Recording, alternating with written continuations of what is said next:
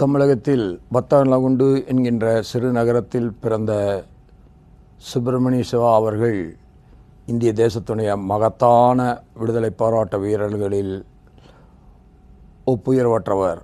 அவர் கிராமந்தோறும் பயணித்து வந்தே மாதரம் என்கின்ற தேசபக்தி மிக்க கம்பீரமான கோஷத்தை வைத்து இந்திய தேசத்து மக்களை, தமிழக மக்களை ஏகாதிபத்திய பிரிட்டிஷ் அரசுக்கு எதிராக தட்டி எழுப்பினார்கள். அதன் காரணமாகவே வ.உ. சிதம்பரம் பிள்ளையும் சிவாவும் பிரிட்டிஷ் அரசால் சிறையிலே தள்ளப்பட்டார்கள். அந்த சிறை கொடுத்த பரிசுதான் அவருக்கு தொழுநோய் என்கின்ற கொடிய வியாதி.